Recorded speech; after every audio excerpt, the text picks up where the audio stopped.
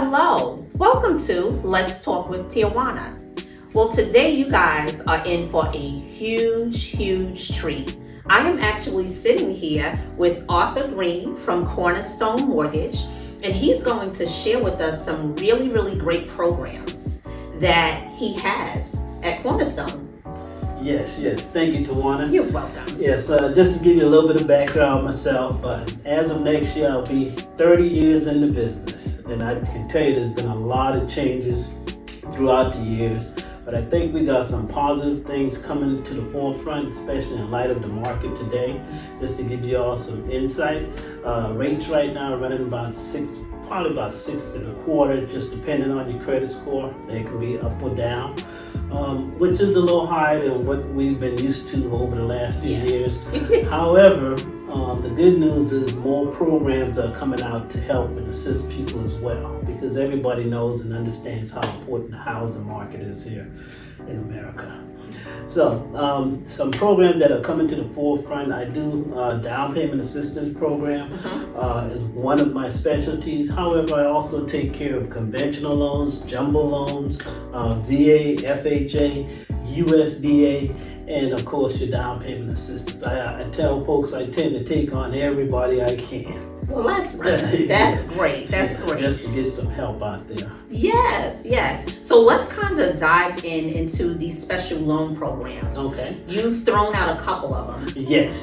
So I work with North Carolina Housing, and what North Carolina Housing program does, it covers the whole state of North Carolina, whether you're in Charlotte, whether you're in Raleigh, the whole state. And with their program, normally you got to have like a 640 credit score, and from an income standpoint, it tends to be pretty good. Most times it goes up to 96,000, and depending on your family size, might go up to 126,000. But you just got to have a credit score, like I said, 640 credit score, and basically they look at the family size. And what I like about them is they let us do most of the underwriting. They just have a little checklist that they check off to see if you're approved. So most times I can look at that on the front end.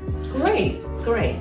Then you have USDA, you mentioned. Right, and with the USDA program, what's good about it, it's 100%, meaning you don't have to have a down payment.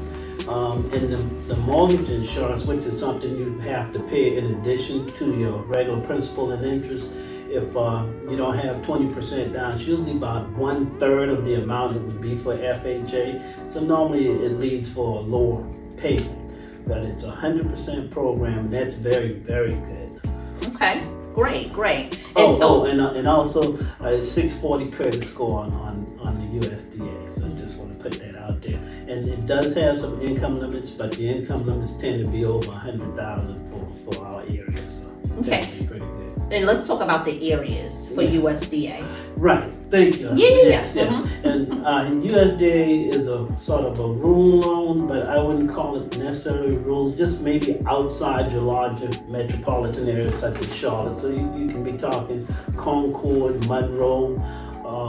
On the South Carolina side, you got Lancaster, you have York, Lake Wylie, Clover, and Mount Holly on the North Carolina side. So most times it's just outside the big metropolitan areas. Great. So now let's kind of talk about the House Charlotte program. Yes, so House Charlotte program has been around for a long time. And what's so good about them, they realize we need to make some changes because of the high prices of houses in Charlotte. Yes. And they've made some significant changes here, I would say, over the last 3 years. They started at $10,000. They were doing funding at $7,500. Now they went to $30,000 last year. And this year, they're going to go to $50,000. Wow, that's huge. That is absolutely huge. Okay. And some of the parameters on that, you have to have 620 credit score. So if you notice on the other programs, most times I refer to 640 credit score, but House Charlotte will do 620 credit score, and your ratios have to be no more than 45% on the back end. However, they will increase it to 50%, 49.99 if you have like 6 months reserves, and I can speak to that to you directly. So Arthur, let's talk a little bit about the reserves and the debt to income ratios. Yes. Yes, so the reserves, what they allow us to do is they allow us to see that you have additional monies in excess of what you need to put down on the house. And the reason behind that, they want to know, like, if you lose your job or something like that, you do have some additional monies set aside that can still make the mortgage payment. And to give you another definition or a deeper definition of reserves, it's usually whatever your mortgage payment estimated to be. So let's say it's estimated to be $1,000 and you need 2 months reserves, then that means we want to see that you have an additional $2,000 set aside in your savings account, your 401k, things of that nature. And sometimes they'll allow you to get gift funds for reserves as well. Now with House Charlotte, they don't want the full reserves to be gift fund. They still want some monies to be of your own funds, but that's basically how it works. Okay, and so with those reserves, can you use that money towards your down payment or towards closing costs? Right. Actually, no is the answer, and the reason is they want to see that you have additional money outside of what you're having to put in into the transaction. Yeah. Exactly. Mm-hmm. Okay. So yeah, that's your answer. So, and I always tell people sometimes reserves will also make the difference in whether we can get the loan approved or not. Because sometimes I might have a loan and I'm running it through the system and it's telling me no. And then I'll say, well, let me try 1 month's reserves. And then it's like, oh, it looks a little better. And normally once I do 2 months reserves, it might approve it. Okay. Not that you have to use the money towards the transaction, but just because you have that additional savings saved up. Okay, good. And so what's your normal turnaround time from like application to close? Normally we try to close most deals within 30 days or less. And that's be it whether it's a down payment assistance type program or not. With most lenders, when they come to down payment assistance, they usually do 45, 60 days. But I've been doing it so long, and if I get my paperwork, now this all depends on how quickly the customer sends me in their paperwork. Yeah. And normally if they send me in their paperwork timely, normally we can get those done in 30 days or less as well. And there are other times we can get them done sooner than that. It just depends on how much the customer gives us up front and if the loan is not that intricate. Yes. And so now when you say paperwork, what do you mean exactly? What documents are needed? Normally we go by the 222 rule, which is 2 months bank statement, 2 years W-2s, and then when it comes to your pay stubs, normally we would like to cover the last 30 days. Now if you get paid the 1st and the 15th, that's the last 2. You get paid every 2 weeks, it's actually the last 3. And if you get paid every week, it will be the last 4. So. Okay, perfect.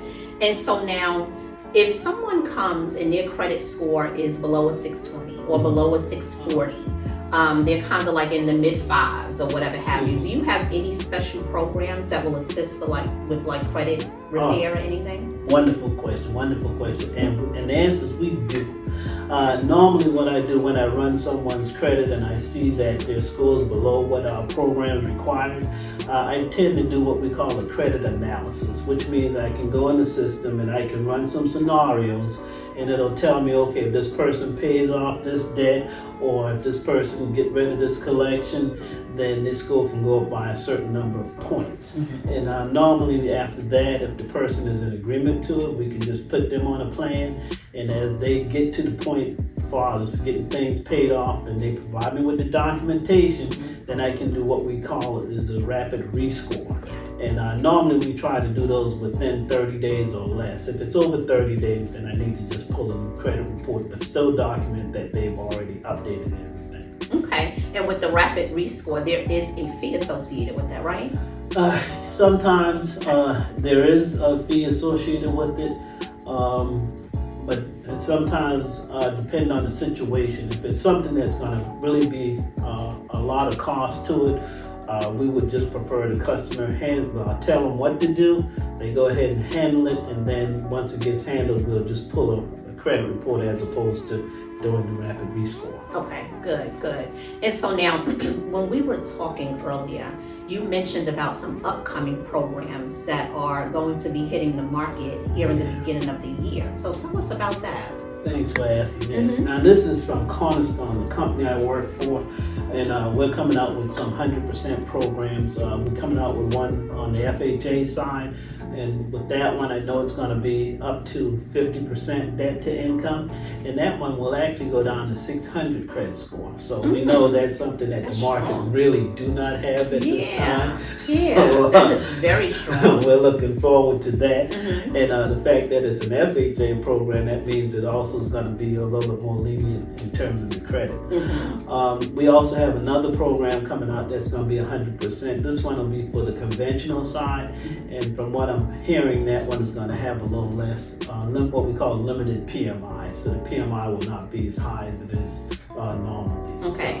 So you mentioned debt to income. So let's talk about that, and then kind of briefly tell us about PMI. Yes, so the way how we figure debt to income, most folks in the industry call it DTI, but basically it's our analysis of looking at your income, and then we also look at what you have in terms of debt, such as your credit card, your car payment, student loans, personal loans, and we look at those things, and then when we do our calculation, we're looking for a certain number, and we usually want it, we want your payment to be normally no more, in most times 30% or 40% of what your house payment to be, about 40% of your monthly income. Yes. Because what we're looking to do here, we don't want you to be what we call house poor, where you're putting in all your money towards your mortgage payment.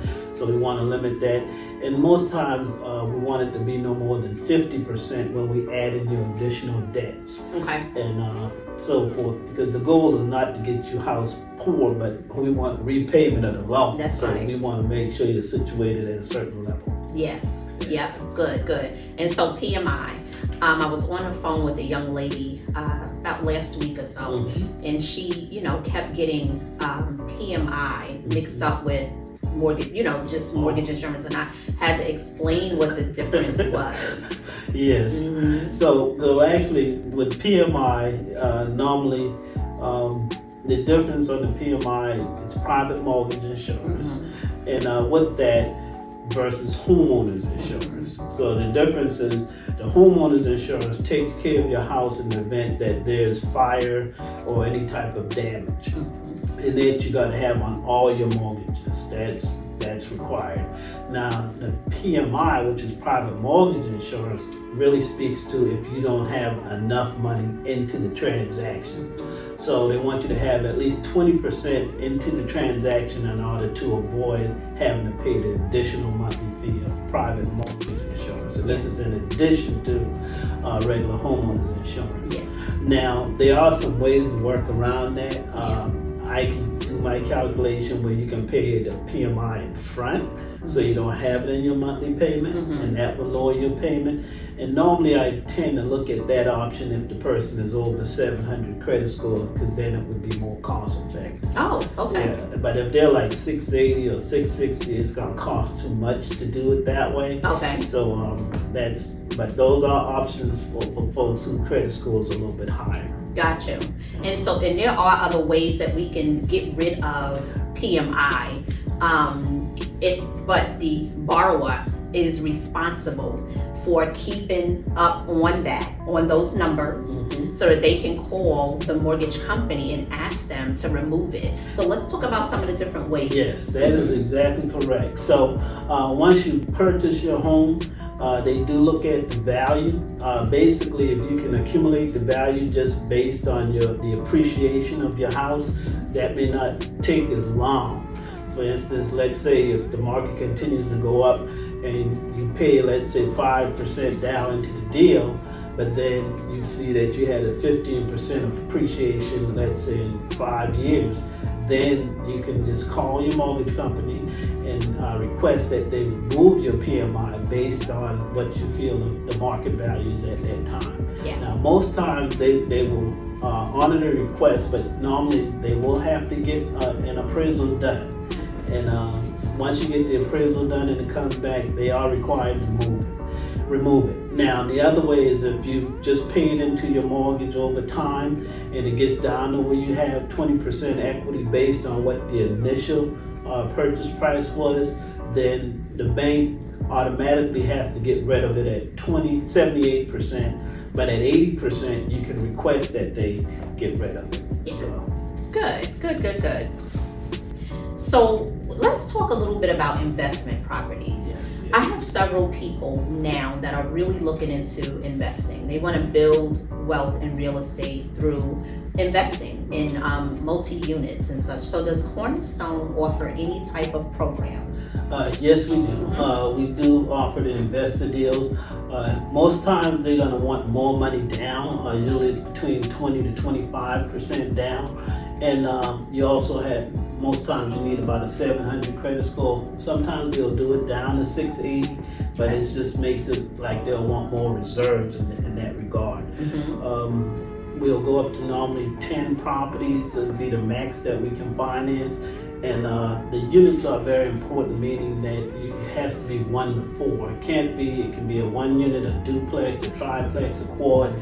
But when you get to that 5th unit type building, that has to go to a commercial loan. We won't be able to do those. The other thing I want to note here is that it cannot be like a fixer-upper type deal. We want it to be move-in ready. It can be cosmetic things that need to be done to it, like changing carpet and painting. So that's allowed. But if it's anything structural, that may be a problem for us. That's interesting. That's good to know. Yes. Yeah. And also I want to note that we have to do it individually. Because if you do it under the business name, then technically it needs to be a commercial loan versus an individual. Now, once you close on it, there are some options out there that you can do as far as putting it under trust if you want to get some protection that way. A lot of people say, well, why not do it under LLC? Well, the deal is when you do it under LLC, you've actually changed the type of loan that was initially done because it was done as an individual, not as a business. So I just want to clarify it as well.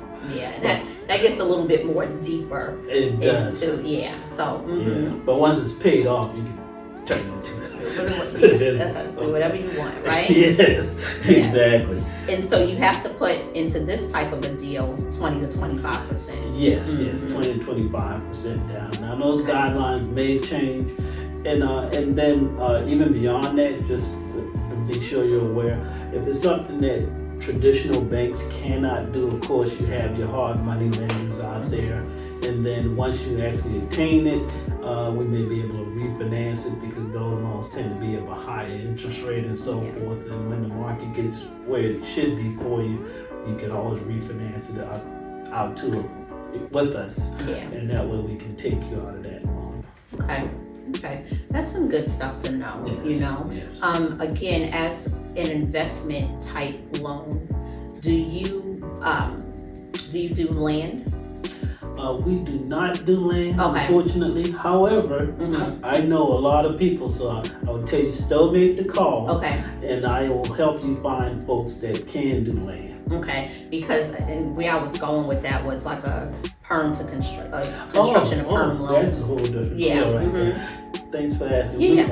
So we do construction perm. This is where you own the land, or you want to purchase the land, and then you want to build on the land. And this is all being done at the same time. So normally what happens is a person might go and put a contract on the land, and let's say the land is $20,000. And then they would get with a builder, and the builder would say, well, I can build this house for $80,000. So the total of that is a $100,000 loan.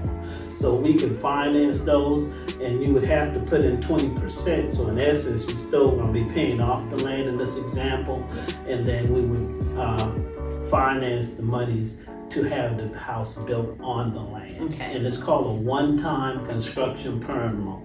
I'm very familiar with those, been doing them for years, and definitely can answer a lot of your questions and probably provide a lot of guidance on those. Can you build multiple homes, up to like 3 to 4 homes, under that one loan product at that given time?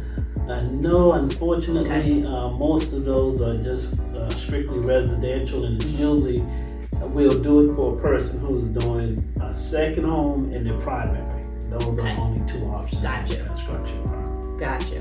Otherwise, it would have to be a commercial. Okay. Good question. Yeah. I get a lot of these questions, you know, so Okay. I just kind of want to get as much information as we can to the viewers, you know. Yeah. Yeah. We've been getting a lot of calls on them as well, and I've been pushing my company to, you know, maybe come up with a hybrid type loan or a niche product that would really help those folks, because I think it can really bring some business to the business. Yeah. Well, Arthur, thank you so much for stopping by and sharing all of this great information. It's truly appreciated. I mean, knowledge is key, it's power, you know. It's power. Yeah. So we really thank you. So tell the viewers how they can get in contact with you. Oh, yes. Well, I'm going to give you one number. This is the number. It's 803-517-7755. That's my all in all. I tend to work down to 7 p.m. Mondays through Fridays, and I am available on the weekends, hopefully after 12 for you all out there. But I try to make myself available, and my email address is agreen, as in the color green, at houseloan.com. So that's agreen, green, at houseloan, HOUSE, loan, LOAN.com. Thank you. Yes. All right. Well, thank you so much for tuning in to Let's Talk with Tijuana. I trust that this information has been very informative. If you have any questions at all, if there's anything that either one of us can do for you, please do not hesitate to reach out. We are here to help you.